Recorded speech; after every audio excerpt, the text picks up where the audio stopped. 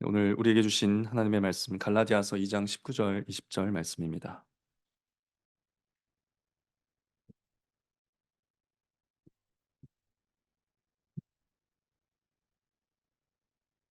갈라디아서 2장 19절 20절 말씀.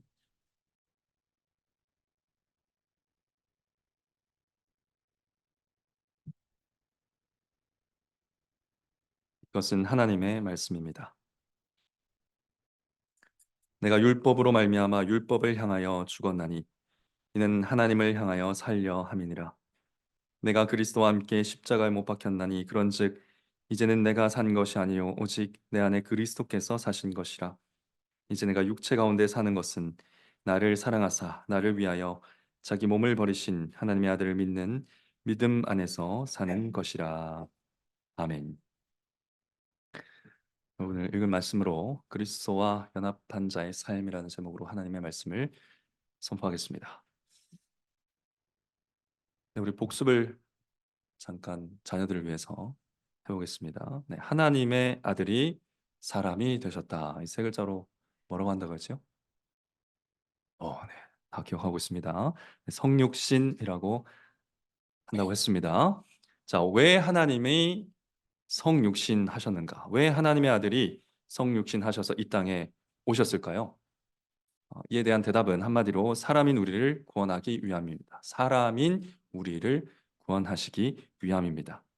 특별히 하나님의 아들이 우리와 하나가 되는 방식으로 우리를 구원하시려고, 이 사람인 우리와 하나를 이루셔서 구원받게 하시려고, 그런 구원의 방식으로 우리를 구원하기 위해서 예수님은 성육신 하셨습니다. 여기서 하나가 된다라는 말이 어떤 의미인가? 여러 의미가 있겠지만 부부를 생각해 보면 좋을 것 같습니다. 부부가 하나가 될 때 남편의 모든 것이 아내의 것이 되고 또 아내의 모든 것은 남편의 것이 되는, 그런 의미가 생기죠. 부부가 하나 될 때 남편이 가진 모든 것이 아내의 것이 되고 아내가 가진 모든 것이 남편의 소유가 됩니다. 마찬가지입니다. 예수님은 우리와 하나가 되셔서 어떻게 하십니까? 우리의 죄는 예수님의 것이 되고 예수님의 의는 우리의 것이 되게 하셨습니다. 예수님의 것은 우리의 것으로, 우리의 것은 예수님의 것으로. 예수님은 나의 죽음을 죽으시고 나는 예수님의 부활을 힘입어서 영생할 수 있도록, 그런 은혜를 누릴 수 있도록 예수님은 우리와 하나가 되는 방식으로 구원하기 위해 성육신 하시고 사람이 되신 것입니다. 이처럼 하나가 되어 내 것이 너의 것이 되고 너의 것이 내 것이 되는 것을 하나됨이라고 부르기도 하고 조금 어려운 말로 연합이라고 부르기도 합니다. 뭐라고 한다고요? 연합. 네, 다음 주에 또 물어보겠습니다. 네, 하나가 되는 것을 연합이라고 부르기도 합니다. 예수님과 연합한 우리도 성부, 성자, 성령 이 삼위 하나님과 함께 누리고 계신 사랑의 교제를 누리고 기뻐하며 살도록 우리를 데리고 들어가십니다. 우리와 연합해서 그 삼위 하나님의 교제 속으로 들어가시는 거죠. 그래서 사람의 주된 목적대로 살게 하십니다. 사람의 주된 목적이 무엇입니까? 하나님을 기뻐하고 그를 영원롭게 하며 영원히 살아가는 것이죠. 그런 삶이 가능하게 하기 위해서 예수님이 우리와 하나가 되시는 것입니다. 그렇게 살게 하시는 것이 성육신의 목적입니다. 즉, 삶 전체가 예수님과 하나 되고 연합되어서 함께 살아가고 그 가운데 구원을 얻게 하시려고 예수님은 성육신하셔서 우리 가운데로 오신 것입니다. 그러므로 예수님을 믿고 구원을 받았다라는 것은 자, 이제 나는 죽고 나서 천국에 가게 되었다. 이것만을 의미하지 않는다라고 수차례 말씀드렸습니다. 내가 예수님을 믿는다라는 말은 뭔가? 내가 구원을 받았다라는 말은 무슨 말인가? 평생을, 네, 평생을 그리스도와 연합해서 그리스도와 하나가 되어서 그리스도와 함께 살아가는 사람이 되었다. 이런 뜻입니다. 그러니까 평생 그리스도와 하나 되어서 살아가는 것이 그리스도인의 삶입니다. 이 삶을 우리에게 주시려고 예수님이 성육신하신 것이죠.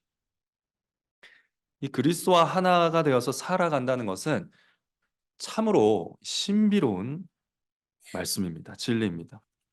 오늘 읽은 이 말씀을 읽어보시면 여러분들이 쓱 읽으면 뭐 그래, 그렇지 하고 넘어갈 수 있는데 하나하나 곱씹으면서 읽어보시면 굉장히 신비롭고 마치 수수께끼처럼 우리가 하나님과 하나가 되어서 살아가는 삶에 대해서 알려주고 있습니다. 아주 잘 표현하고 있습니다.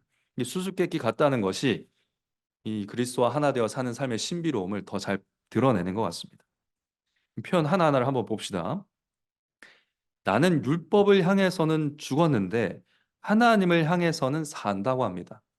죽었다는 얘기입니까? 살았다는 얘기입니까? 살았다는 얘기입니까? 죽었다는 얘기입니까? 이 수수께끼 같은 이 신비로운 말로 이렇게 시작하고 있습니다. 그리고 나는 그리스도와 함께 십자가에 못 박혔지만 지금 여전히 살아서 말을 하고 있죠.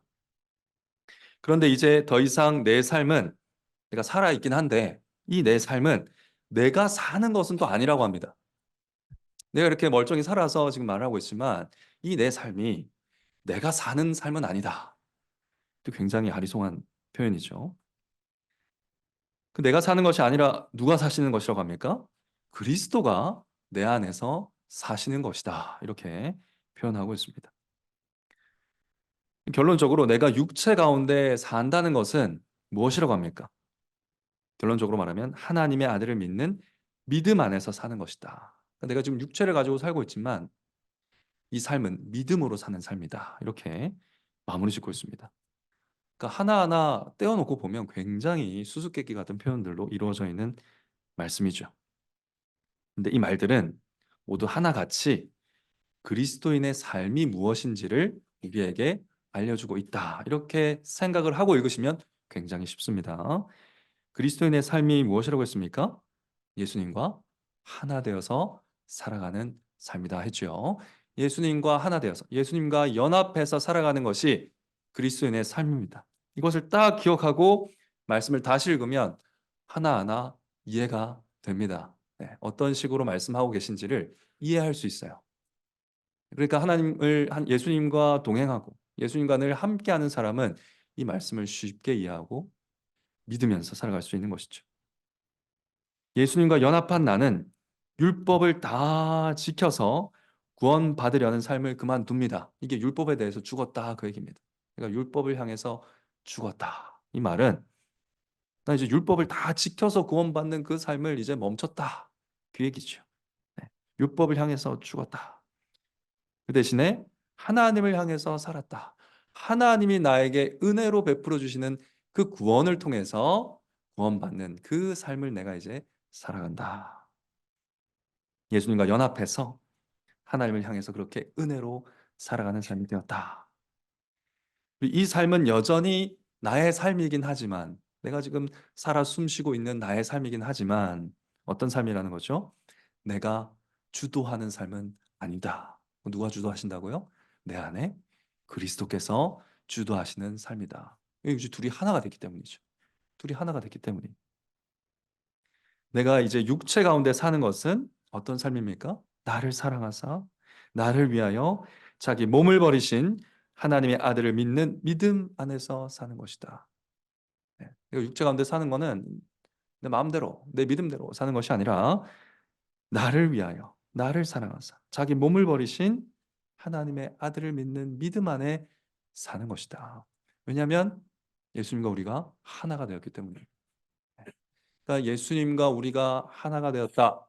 네, 이 분명한 진리를 붙들면 오늘 말씀의 수수께끼는 아무것도 없습니다. 모두가 이해가 되는 말씀인 것이죠. 오히려 그리스도와 하나 되어서 사는 이 성도의 삶, 신자의 삶에 대해서 너무너무 신비롭게 묘사하고 있는 아름다운 성육신의 복음이 선포되고 있는 것입니다. 근데 여러분 굉장히 흥미로운 사실은 뭐냐면요. 이렇게 아름답고 신비롭고 또 곱씹어 볼수록 놀라운 이 복음의 내용을 바울이 왜 여기다가 기록했는지 아십니까? 베드로의 잘못을 책망하려고 베드로의 잘못을 꾸짖기 위해서 넣은 내용입니다. 이게 굉장히 흥미로운 사실이죠. 그러니까 베드로가 뭔가 잘못을 했거든요. 그 행동을 바로잡기 위해서 쓴 내용의 중심에 복음을 이렇게 딱 선포하고 있는 것입니다. 우리는 이 사람은요.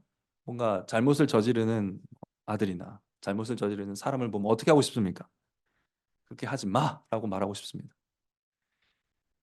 보통은 그렇게 하지 마라고 말하지요. 그러나 저와 여러분이 다 아는 것처럼 여러분이 그 말을 들으면 어떻습니까? 하지 말고 싶습니까? 아니면 반항하고 싶습니까? 네, 하지 마라는 명령은 하지 않는 척 하게 만들 수는 있습니다. 네, 하지 않는 척 잠깐 하지 않는 모습을 보여주게 할 수는 있습니다만 정말 하지 말아야겠다는 이 마음의 변화는 가져오지 못하는 것을 우리가 체험적으로 알고 있습니다. 눈에 보이는 행동만 잠깐 숨기게 만드는 것이 아니라 진짜 마음과 태도를 바꾸려면 무엇이 필요할까요? 오늘 바울이 사용한 이 방법이 필요합니다. 복음이 필요한 것이죠. 복음을 사용해야 하는 것입니다. 더 이상 그렇게 하지 않아도 되는 이유를 설명해 주는 복음을 선포해야 우리가 마음으로부터 바뀌고 영혼으로부터 바뀌는 변화가 일어난다는 것입니다. 그래서 바울은 오늘 이 복음으로 책망하고 있는 것이죠. 그래서 오늘은 첫째로 도대체 베드로가 어떤 일을 저질렀고 지금 이 책망이 어떤 맥락에서 나오는지 본문 내용을 한번 살펴보도록 하겠고요. 둘째로 오늘 읽은 이 복음이 그 잘못을 어떻게 바로잡게 되는 것인지를 쭉 살펴보도록 하겠습니다. 이를 통해서 성육신하신 그리스도와 연합한 자의 복된 삶을 여러분이 다 살아가게 되시기를 간절히 바랍니다. 자, 먼저 말씀을 한번 살펴보겠습니다. 도대체 무슨 일이 있었는가? 도대체 무슨 일이 있었는가? 14절 한번 보시면요. 2장 14절. 네. 2장 14절을 보시면 바울이 지금 게바가 저지른 이 게바는 누굽니까? 네, 베드로입니다. 베드로가 저지른 문제를 분명하게 정의를 내리면서 말하고 있습니다. 자, 베드로의 문제는 무엇이었습니까? 나는 저희가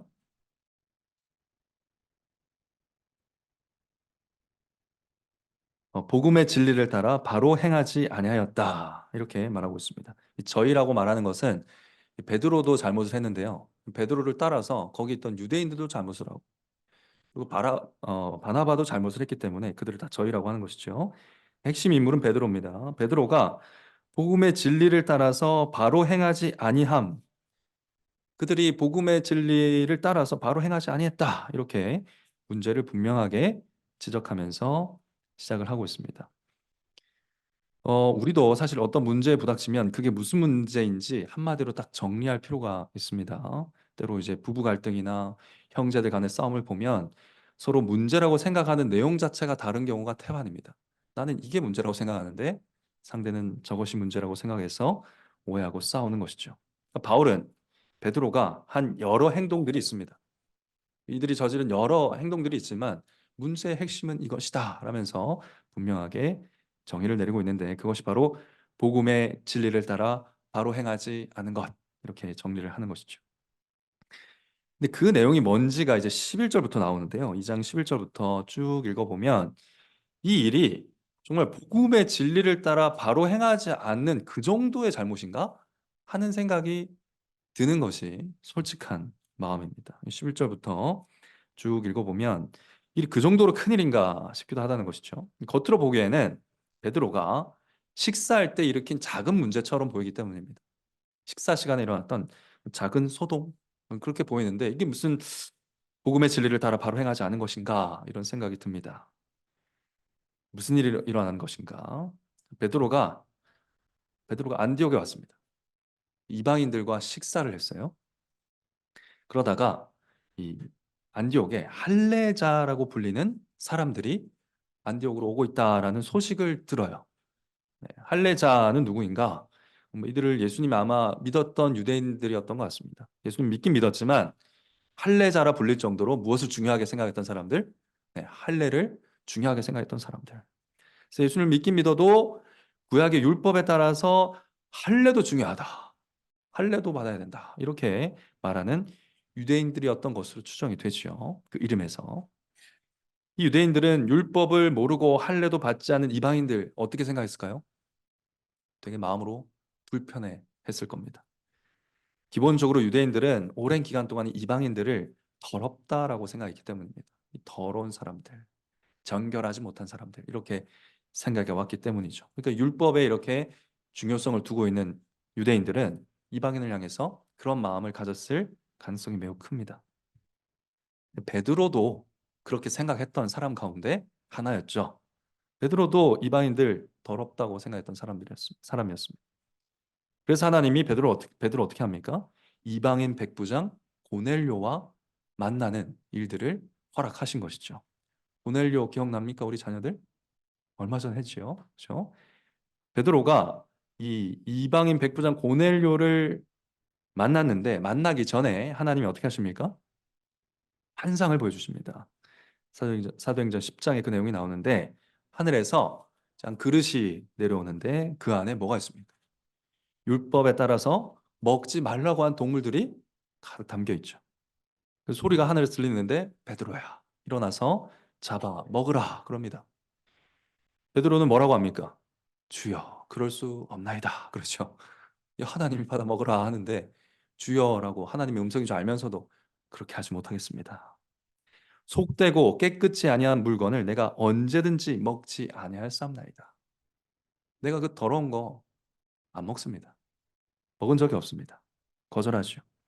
그 율법에서 더럽다고 한 것 내가 먹지 않겠습니다. 라고 하나님의 말씀을 거절합니다. 그랬더니 들리는 소리가 무엇이었습니까? 하나님께서 깨끗게 하신 것을 내가 속되다고 하지 말아라. 내가 깨끗하고 한 것이다. 먹어도 된다. 이 일이 세 번이나 일어납니다. 왜 세 번 일어날까요? 성경에 세 번 일어나는 이 일은 왜 그럴까요? 정말 중요하다 그 얘기입니다. 정말 알아들어라 그 얘기죠. 네, 세 번이 일어납니다. 그러고 나서 이제 환상에서 깨는데 누가 찾아옵니까? 네, 고넬료가 보낸 종이 찾아오죠. 고넬료의 초청을 받습니다. 그래서 그 집에 가서 설교를 하는데 무슨 일이 일어납니까? 성령님이 임하시죠. 성령님이 임하셨다는 확실한 증거들이 나타납니다. 초대교회에 있었던 확실한 증거들. 그래서 고넬료와 온 집 사람들이 이제 세례까지 받게 되죠. 이 내용을 아마 우리 자녀들이 기억하실 겁니다. 근데 이 사건을 겪으면서 베드로가 깨달은 것이 하나 있습니다. 사도행전 10장 34절 35절 읽어보면요. 내가 참으로 하나님은 사람의 외모를 취하지 아니하시고 각 나라 중 하나님을 경외하며 의를 행하는 사람은 하나님이 받으시는 줄 깨달았도다. 네, 무슨 말입니까? 하나님이 이방 나라 사람들 중에서도 그리스도를 믿음으로 하나님의 백성이 되게 하신다라는 것을 깨달은 거죠. 네, 그래서 개인적인 깨달음이 아니었고 교회 전체가 이 진리를 받아들여야 된다라고 강력하게 증언하기도 했습니다. 그러니까 이방인이라고 하나님이 더럽게 보시지 않는다라는 걸 베드로만큼 명확하게 안 사람이 없어요. 그래서 하나님이 우리에게와 같이 저희에게도 성령을 주어 증거하고 믿음으로 저희 마음을 깨끗하게 하사 저희나 우리나 분간치 아니하셨다라고 외치게 됩니다. 믿음으로 말미암아 그들을 깨끗하게 하사 그들의 마음을 깨끗하게 하사 저희나 우리나 분간치 않고 하나님이 받으신다. 이렇게 증언했던 사람이에요.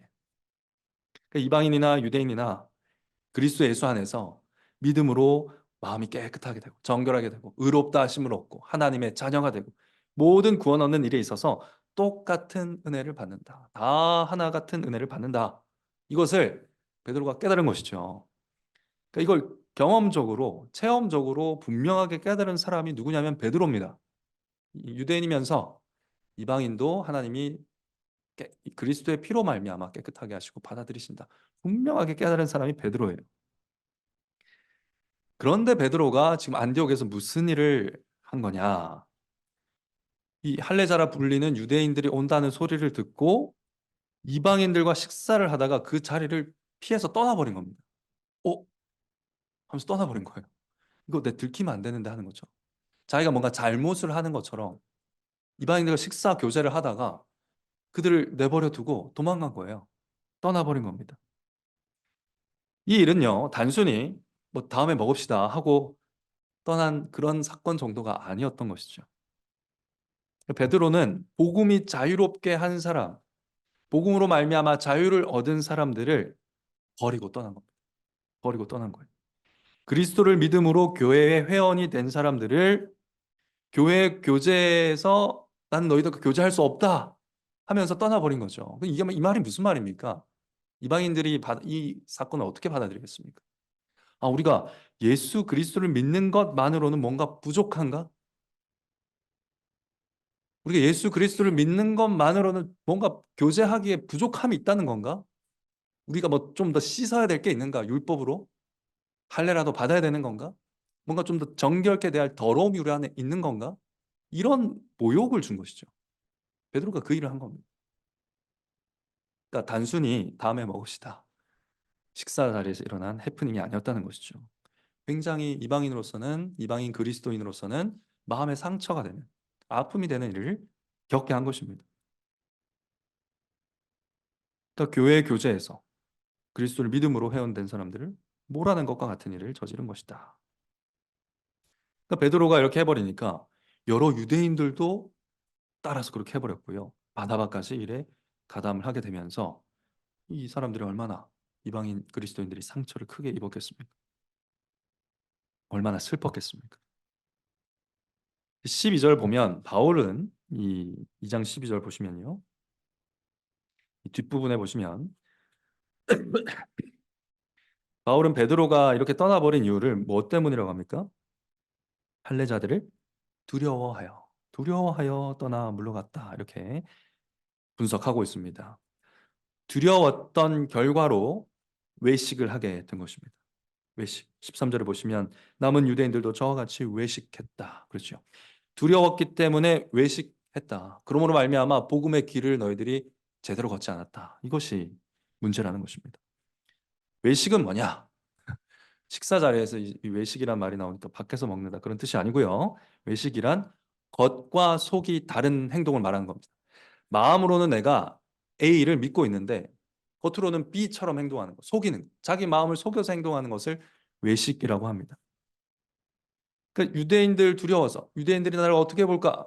유대인들이 어떻게 나를 공격할까? 비난할까? 이런 것들이 두려워가지고 마음으로는 이방인들이 예수 그리스도 말미암아 다 충분히 거룩해진 하나님의 백성인 것을 알면서 마치 그들에게 부족함이 있는 것처럼 마치 덜 정결해진 사람인 것처럼 겉으로는 그렇게 행동을 했다는 겁니다. 외식했다는 것이죠. 뭐 때문에요? 네, 두려움 때문에 그랬다는 것입니다. 두려움 때문에. 그러니까 이 베드로는 마음으로는 여전히 복음을 믿고 있었습니다. 이 마음이 변해서 이런 게 아니잖아요. 그죠? 마음으로는 유대인들도 여전히 그리스도로 말미암아 하나님의 자녀가 된다. 똑같은 하나님의 교회다. 알고 있으면서 겉으로 엉뚱한 행동을 한 것이죠. 두려움 때문입니다.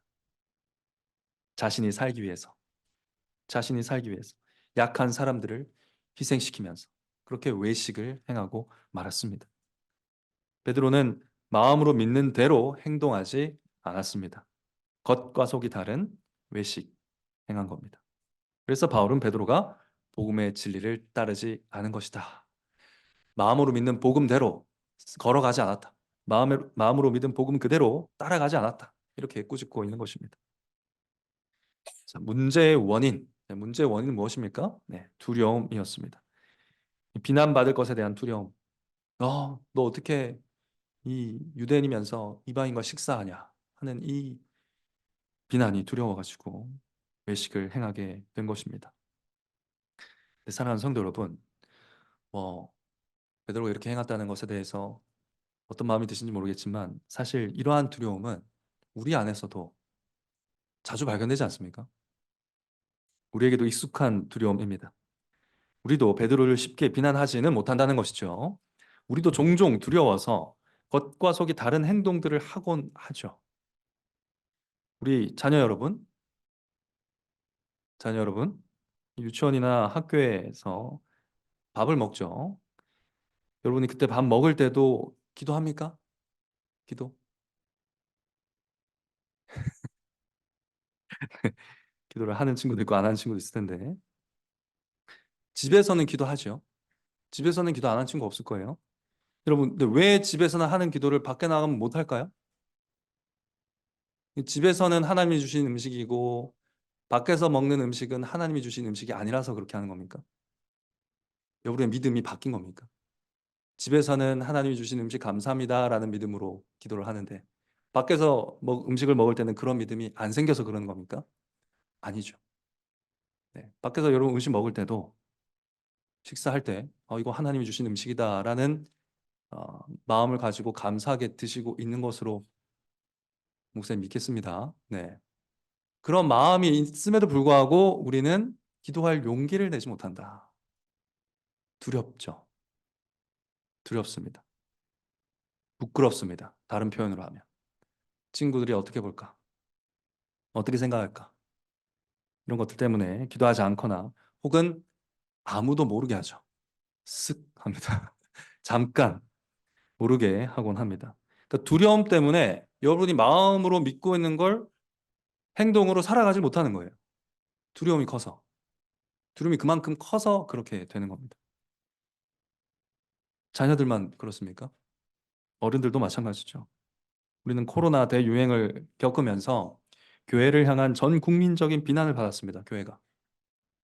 그때 성도라는 이유로 이런저런 불평과 전 국민적인 공격을 받으면서 그때 우리가 어떻게 지내는가 한번 생각해 보시기 바랍니다. 내가 성도라고 내가 교회 다닌다. 혹은 내가 성도다. 신자다.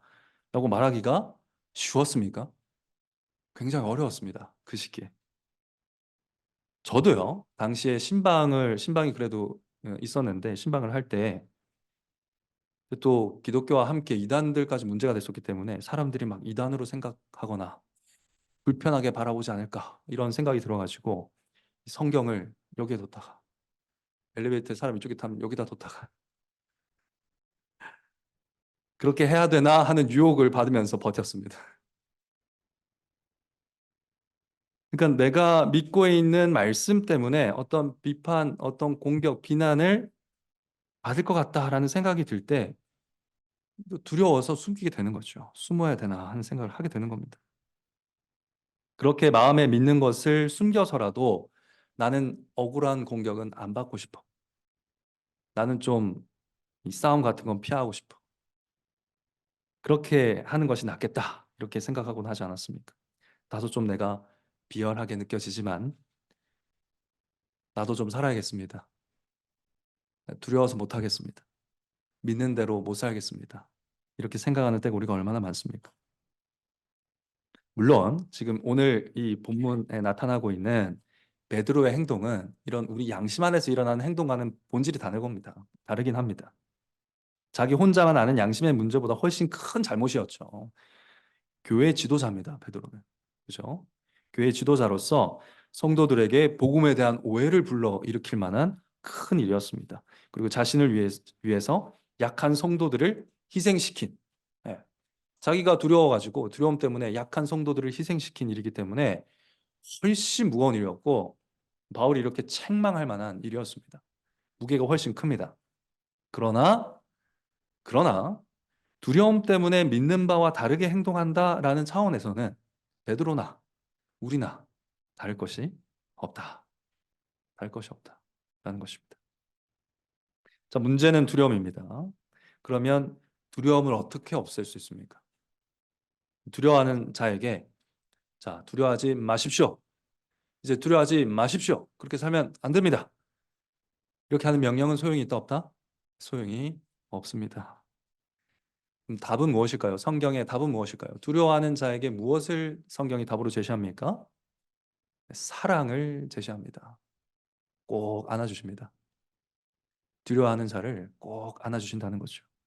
사랑이 두려움을 몰아낸다는 것입니다. 요한일서 4장 18절, 19절 찾으실 수 있는 분 찾아서 함께 읽어보도록 하겠습니다.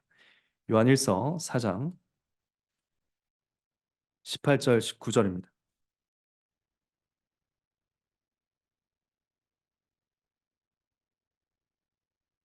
요한일서 4장 18절, 19절 다 같이 천천히 한번 읽어보겠습니다. 사랑 안에 두려움이 없고 온전한 사랑이 두려움을 내어 쫓나니 두려움에는 형벌이 있습니다. 두려워하는 자는 사랑 안에서 온전히 이루지 못하였느니라. 우리가 사랑함은 그가 먼저 우리를 사랑하셨습니다. 아멘. 네. 이것이 성경의 답입니다. 예. 사랑 안에 두려움이 없고 온전한 사랑이 두려움을 내어 쫓는다. 근데 그 사랑은 누가 먼저 보여주셨냐? 그가 먼저 우리를 사랑하셔서 보여주신 그 사랑이다. 사랑이 두려움을 내어 쫓습니다. 사랑 안에 두려움이 없습니다. 내가 큰 사랑을 받고 있다고 확신할 수 있다면, 내가 정말 큰 사랑의 포옹을 받고 있다, 지지를 받고 있다, 응원을 받고 있다, 사랑을 받고 있다, 이에 대한 확신이 있다면 용기를 가질 수 있는 것이죠. 사람들의 시선에 상관없이, 사람들이 인정해 주든지 말든지, 사람들이 박수를 치든지 말든지, 사람들이 공격을 하든지 말든지, 내가 믿는 바 그대로 살아갈 수 있는 것입니다. 자신이 도무지 갚을 수 없는 큰 사랑을 입었다라는 것을 분명히 인지하는 사람은 내가 좀 어려움을 당해도 나보다 약한 사람을 희생시키지 않는 거예요. 배운 대로 내가 먼저 희생해서 내가 사랑해 내는 것입니다. 그런 삶이 어떻게 가능한가? 사랑 안에 있을 때 가능하다. 믿음의 결정을 어떻게 내릴 수 있는가? 사랑 안에서 가능하다라는 것입니다. 그러면 그렇게 큰 사랑이 어디에 있습니까? 사람들이 째려보고 노려보고 흘겨보는 그런 두려움을 이겨낼 만한 그런 큰 사랑을 우리가 어디에서 소유할 수 있습니까? 부모님으로부터 받을 수 있습니까? 자녀로부터 받을 수 있습니까? 사랑하는 사람들로부터 받을 수 있을까요? 우리는 사람입니다. 사람은 사랑하지 못합니다. 사람은 사랑하지 못합니다. 사람들의 두려움을 이겨낼 만한 그런 큰 사랑, 그가 먼저 우리를 사랑하셨습니다. 그가 먼저 우리를 사랑하셨습니다. 우리를 먼저 사랑하신 하나님께 사랑을 받아야 아내든 남편이든 자녀든 부모든 친구든 원수든 사랑해내는 겁니다. 그가 먼저 우리를 사랑하셨습니다. 성육신 하셔서 하늘 보좌에서 이 땅에 오신 주님 예수 그리스도의 복음에 나타난 그 사랑 외에는 없습니다. 그래서 바울이 이 책망의 핵심에 복음을 딱 배치해 놓고 선포하고 있는 것이죠. 오늘 본문 20절, 우리가 읽은 본문 20절 말씀대로 하나님의 아들이 자신을 주심으로 그 사랑을 우리에게 나타내셨다 합니다. 하나님의 아들이 그 자신을, 그 몸을 우리에게 주심으로, 내어 버려 주심으로 그의 사랑을 우리에게 나타내셨습니다. 이 사랑만이 우리를 두려움을 이기게 만든다는 것입니다. 우리가 믿음으로 예수님과 연합해서 이 예수님의 사랑이 우리의 것이며, 이 예수님의 사랑 안에 우리가 꼭 안겨 있음을 확신할 때 모든 두려움을 이겨내는 것이죠. 그래서 바울은 베드로가 가진 두려움을 쫓아내기 위해서, 또 모든 성도들이 가지고 있는 두려움을 쫓아내기 위해서 바울 자신의 두려움을 없애버렸던, 바울 자신도 가지고 있었던 그 두려움, 바울보다 더 유대인인 사람이 없습니다. 바울보다 바리새인인 사람이 없었어요. 분명히 이런 두려움이 있었을 텐데 바울 자신의 두려움도 없애버렸던 이 복음을 선포하면서 권면하고 있는 것입니다. 나를 사랑하사 나를 위하여 자기 몸을 버리신 하나님의 아들, 그 아들과 믿음으로 연합해서 두려움 없이 믿음을 그대로 고백하며 살아가라라고, 복음에 합당한 삶을 살아가라고 권면하고 있는 것입니다. 구체적으로 이 복음에 나타난 사랑이 무엇인지 조금만 살펴보고 마치도록 하겠습니다. 이 복음에 나타난 사랑, 어떻게 두려움을 없애버리는가? 먼저 우리가 그리스도와 믿음으로 연합하면, 성육신하신 그리스도를 믿음으로 연합하면 우리는 19절 말씀처럼 율법으로 말미암아 율법을 향하여 죽어버립니다. 말미암아는 통하여라는 뜻입니다. 그러니까 율법을 통하여 율법을 향해 죽습니다. 이게 굉장히 좀 아리송한 말인데, 바울은 율법을 통해서 삶을 배웠고 율법을 통과하면서 살아갔던 사람입니다. 그러니까 율법을 통하여 살아갔던 사람이에요. 율법을 지키는 노력으로 구원받으려고 무딘 애를 썼던 사람입니다. 그리고 아주 잘했어요. 바울처럼 율법에 뛰어나게 잘 지키면서 자기가 그렇게 구원을 이루어갔던 사람이 없습니다. 바울뿐만 아니라 우리 모두가 그러한 처지에 있습니다. 우리가 힘을 다해 자기가 자신을 구원하려고, 내가 나의 노력으로 내 삶을 한번 어떻게 해보려고 무딘 예를 쓰고 살아가시오. 죄인들의 삶이 그렇습니다. 그러나 바울은 복음을 통과해본 결과 무엇을 하게 됐는가? 율법을 지켜서 구원받으려는 노력은 아무 소용이 없다는 걸 알게 된 거죠. 율법을 향해서 죽은 자가 된 것입니다. 사람은 결코 율법을 지킬 수 없는 죄인임을 율법을 통과하며 살아가면서 알게 된 것입니다. 왜냐? 율법이 그걸 말해주고 있어요. 무릇 율법 행위에 속한 자들은 저주 아래 있나니 기록된 바 누구든지 율법책에 기록된 대로 온갖 일을 항상 행하지 아니하는 자는 저주 아래 있는 자라 했습니다.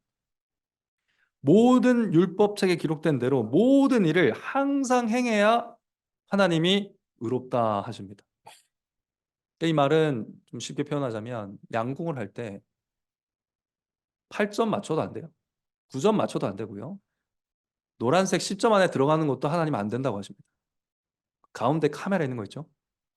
10발을 쏴서 카메라 안에 다 꽂혀야 됩니다. 그래야 하나님이 의롭다고 하신다는 거예요. 정확하게 다 지켜야 됩니다. 모든 율법을. 그래야 의롭다 하신다는 것입니다. 그렇게 행하지 아니하는 자는 저주 아래 있는 자다. 저주 아래 있는 자. 그러니까 하나님의 요구 수준이 인간의 노력을 늘 넘어선다는 것을 율법을 통해서, 율법을 통과하며 알게 된 것이죠. 즉 자기는 자기가 구원할 수 없다. 율법을 열심히 지키는 노력으로 내 삶을 구원하는 것이 아니다. 이 율법이 그리스도를 향하게 하고 있는 것입니다. 여러분, 우리는 우리 자신의 구주가 아닙니다. 우리는 우리 자신의 구주가 아닙니다. 또 많은 부모들이 기억해야 될 말이 있죠. 여러분은 여러분 자녀의 구주가 아닙니다. 네. 마치 구주가 되어서 구해낼 수 있을 것처럼 많은 책임을 지려고 하시고 많은 짐을 다 지려고 하시는데 그러면 안 됩니다. 기도하면서 키워야 됩니다. 하나님께 맡기면서 키워야 됩니다. 마찬가지로 자기의 구주도 자기가 아닙니다. 자기 삶을 우리가 어떻게 할 수가 없습니다. 이 깨달음은 어디에서 옵니까? 참된 구주를 만날 때 옵니다. 참된 구주를 만날 때. 그러니까 율법 가운데 살아갔던 이 노력으로는 구원에 이룰 수 없구나. 나는 나의 구주가 아니구나. 나의 구주는 예수 그리스도이시구나. 믿음과 함께 이 깨달음이 오게 됩니다. 자, 예수님과 믿음으로 그렇게 연합하면 많은 것을 알게 됩니다. 첫째로 자신이 그리스도와 함께 십자가에 못 박혀 죽었다라는 것을 알게 됩니다. 물론 우리는 예수님의 좌우에 달렸던 그 죄수들처럼 실제로 예수님의 곁에서 예수님과 함께 못 박힌 거 아닙니다. 그죠? 바울도 그랬습니다. 그러나 이 말은 무슨 말입니까? 예수님과 우리가 하나 되었다 그 말을 했죠. 예수님과 믿음으로 하나가 되면 예수님의 십자가 죽음이 나의 죽음으로 여겨지게 됩니다. 하나님께. 하나님 보시기에 그래, 예수님의 죽음을 너의 죽음으로 내가 보아주겠다. 왜? 예수님과 우리가 하나이니까. 그래서 이제 내가 하나님 때문에, 하나님께 죄 때문에 받을 벌이 남아있다 없다? 하나도 없게 되었다는 것을 깨닫게 되는 겁니다. 둘째, 이제 내가 사는 것은 내가 사는 것이 아니라 내 안에 그리스도가 사는 것임을 또한 깨닫게 되고 믿게 됩니다. 내 마음대로 죄를 지으면서 살고 싶어 하던 바울은 이제 그 바울은 예수님과 함께 죽었습니다. 내 마음대로 살고 싶어 하던 그런 나는 십자가에 못 박혀 죽었습니다. 죽었다고 믿는 것입니다. 이제 나는 그렇게 혼자 살던 삶을 그치고 내 안에 임하신 성령님을 통해서 늘 그리스도와 함께 살아가게 되는 것이죠. 근데 그 함께 매일매일 매 시간을 살아가야 하는 그분은 누구신가? 누구십니까? 나를 사랑하사 나를 위하여 자기를 버리신 하나님의 아들이시다. 삶의 매 순간에 기억해야 될 것. 나를 사랑하사 나를 위하여 자기를 버리신 하나님의 아들이라. 나와 연합해 있다. 이것은 예수님이 자기를 버리신 사랑도 이야기하고 있지만 하나님의 아들이라고 하죠. 네. 하나님께서, 아버지께서 아들을 그렇게 내어주신 사랑까지 포함하고 있는 아주 신비로운 문장입니다. 네. 아버지의 사랑과 그리스도의 사랑을 이렇게 절묘하게 표현해 놓은 문장이 없습니다. 말씀이 없습니다. 그래서 이 짧은 문장에 우리를 위해 자기를 버리신 그리스도의 사랑과 우리를 위해 아들을 버림받게 내버려 두신 아버지의 사랑까지 모두 담겨 있고, 이 복음에 나타난 그리스도의 품에 꼭 안겨서 살아갈 때 두려움 없이 살게 된다는 것입니다. 그리스도와 연합한 자의 삶이 이처럼 큰 사랑 안에 있습니다. 그래서 바울은 베드로에게 복음대로 바른 삶을 두려움 없이 살아가야 한다라고 책망하고 있는 것이죠. 이방인이든 유대인이든 그리스도와 연합하여 아무것도 두려울 것 없는 삶을 살아가라고 권면하고 있습니다. 오늘 본문 보면 바울이 자꾸 이 나라는 단어를 직접 사용합니다. 나. 왜 그럴까요? 네. 이 성경을 읽고 말씀을 듣는 모든 나들이 이 은혜와 복을 받았다는 말을 하고 싶은 거죠. 일부러 사용합니다. 그래서 나를 계속 사용합니다. 나는 어떻게 사는가? 그리스도와 연합해서 두려움 없이 살 수 있는, 그리스도의 사랑 안에서 두려움 없이 살 수 있는 그런 삶을 살아간다. 계속해서 강조하고 있습니다. 두려울 정도로 크신 하나님의 사랑을 힘입어서 사람, 세상, 마귀 두려워하지 말라는 겁니다. 사람들의 인정을 받지 못할까 두려워하는 삶을 그치라는 것이죠. 사람들이 내 아이를 어떻게 봐줄까 전전긍긍하는 삶을 살지 말라는 것입니다. 사람들의 눈길을 피해 도망치는 삶에서 자유하라는 것이죠. 나의 노력, 여하의 모든 것이 달려있는 그 두려운 삶으로부터 예수님이 자유를 주셨다라는 것을 믿으라는 것입니다. 그리고 그 삶을 살아가라는 것입니다. 그리고 평안하라는 것입니다. 두려워하지도 말고 불안해하지도 말고 내가 죽을까 봐, 내가 살려고 내 자존심이 꺾이는 게, 내 자존심이 죽는 게 두려워서 내가 억울한 일 당하게 내버려 두는 것이 너무너무 두려워가지고 나보다 약한 사람들을 희생시키는 삶, 이제 좀 그만두고 나를 위해 자신을 버리신 하나님의 아들이 우리 안에 살아계시기 때문에, 생생하게 살아계시기 때문에 그 예수님이 가자는 데 가서 내가 희생하고 남을 섬기는 그러한 삶을 살아가자. 남을 살리기 위해 내가 기꺼이 희생할 수 있는 삶을 기쁨으로 살아가자 권면하고 있는 것입니다. 복음을 말하고 있을 뿐이지만 강력한 권면이죠. 이 권면을 통해서 그리스도와 연합한 자로서 복음의 진리를 따라서 바른 삶을 살아가라. 우리도 이 권면을 들어야 하지 않겠습니까? 사랑하는 성도 여러분, 나를 사랑하사 나를 위하여 자신을 버리신 하나님의 아들이 여러분의 구주이고요. 여러분과 동행하시고 여러분을 떠나지 않으시고 여러분 마음에 장막을 치고 거하고 계십니다. 그 구주 예수 그리스도를 믿음으로 그분의 사랑을 신뢰하여 아무 두려움 없이 이 세상 살아가시기 바랍니다. 사람들이 나를 어떻게 볼까? 내가 이러다 당하지 않을까? 내 연약함이 드러나면 사람들이 나를 흉보지 않을까? 나를 떠나지 않을까? 그래서 가면을 쓰고 칭찬받을 만한 행동, 마음에도 없는 말을 하고 행동을 하고 표정을 짓고 없어도 있는 척, 몰라도 아는 척, 강한 척 하면서 살아가느라 피곤하고 지치신 수고하고 무거운 짐진 여러분, 짐을 다 그리스도 앞에서 내려놓으시기 바랍니다.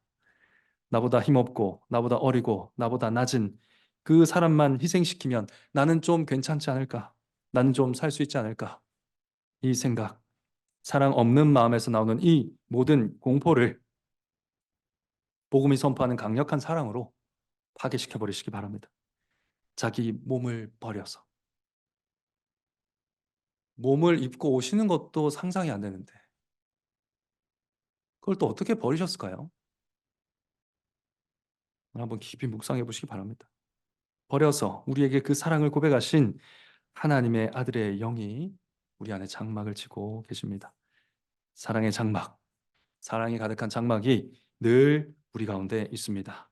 말씀으로 성령께 의지하며 기도하며 사랑의 대화를 나누시기 바랍니다. 사랑한다는 말을 들으십시오. 경건 생활은 그거 하는 겁니다. 사랑한다는 말을 들으시라고요. 그 품에 좀 안겨 계시라는 겁니다. 사랑의 능력이신 주님을 기억하고 붙드는 시간을 가지시기 바랍니다. 그렇게 두려움을 이겨내는 여러분 되시기를 간절히 바랍니다. 그리고 여러분, 우리도 서로에게 복음으로 권면하는 성도들이 되었으면 합니다. 두려움을 심어줌으로 자녀 양육하지 마시고 복음을 전할 수 있도록 연구하고 생각하고 고민하셔야 됩니다. 너 그렇게 하면 미움받아. 너 그렇게 하면 사람들이 흉본다. 사람들이 너 그렇게 하는 거 보면 어떻게 생각하겠어? 자꾸 사람들의 눈 의식하게 만들지 마십시오. 안 그래도 그럴 겁니다. 평생 그럴 거예요. 사회를 살아가면서. 그 사람의 시선에 얽매여서 살게 하지 마시고 언약의 자녀니까 하나님의 시선 안에 있도록 키우시기 바랍니다. 이미 하나님의 사랑을 받고 있다는 것을 알려주시는 부모들이 되십시오. 우리를 사랑하사 우리 안에 계신 예수님이 계시니까 우리를 구원하기 위해 겸손히 낮아짐으로 사랑이신 예수님을 닮아가자. 우리를 위해서 겸손히 낮으신 예수님이 이미 너를 사랑하니까 우리 예수님을 닮아가자. 이런 방향으로 나아가셔야 됩니다. 복음을 들려주셔야 우리 자녀가 마음으로부터 변화됩니다. 또한 예수님의 사랑이 무례히 행하지 않는다는 것도 잘 알려주시면 좋겠습니다.